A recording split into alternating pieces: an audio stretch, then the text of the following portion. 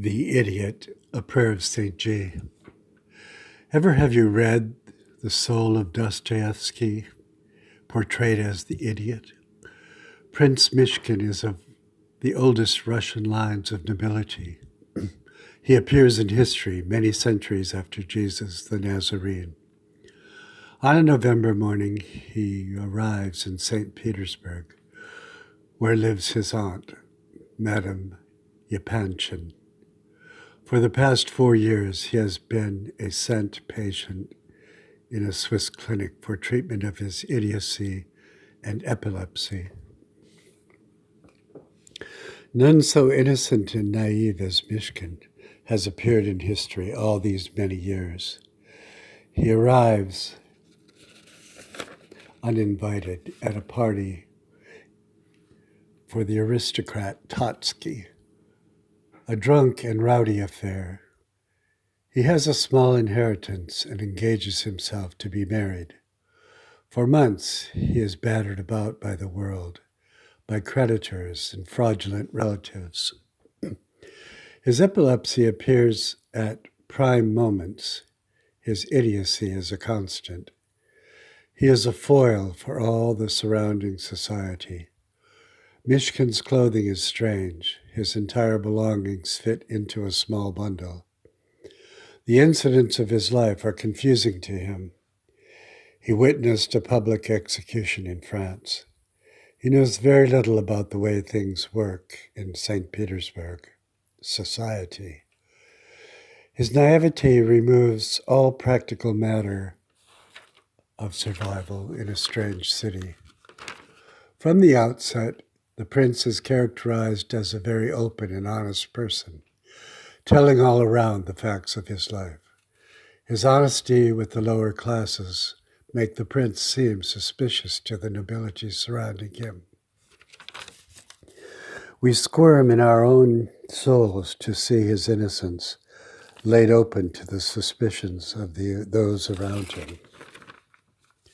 His innocence and utterly good-natured bearing with everyone he meets make him appear as a figure of Christ.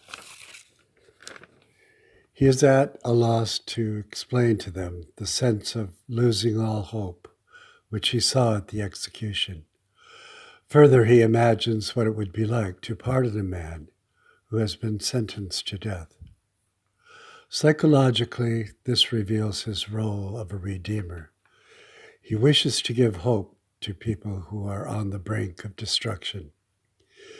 In all responses of his person and character, he seems an idiot, innocently putting his soul forward to each and every person. We know what Russian novels are like. It goes on in a confusion of characters and names. One may read the novel to complete the story. It will be clear that in all the centuries since the life of Christ, no man, another impoverished prince, has seen to the heart of his innocence and care for others. The reader feels a sense of desperation for his own life, trapped in his society, away from what he knows to be the core of humanity. Round and about him are all persons making mistakes in life, despairing, dying. He fails to save any of them from destruction, and himself returns to the Swiss clinic. We are left with a hopelessness for him and for ourselves. We could never live with such an open soul, though in our youth we were dedicated to it. Society was not ready for Jesus, nor for Mishkin, nor for us. Who are we now? Give pardon, Lord, and pledge our innocence. The Lord God can see himself, yet to us you are invisible. The Lord is glorious in his appearing. Jesus, the man and Son of God, seeing in him the nature of God and your will unto us, which without him would have been eternally hid from us, simply invisible to us. We should not have seen you at any time, here or hereafter. Grant us the gift and rescue of hope. Amen.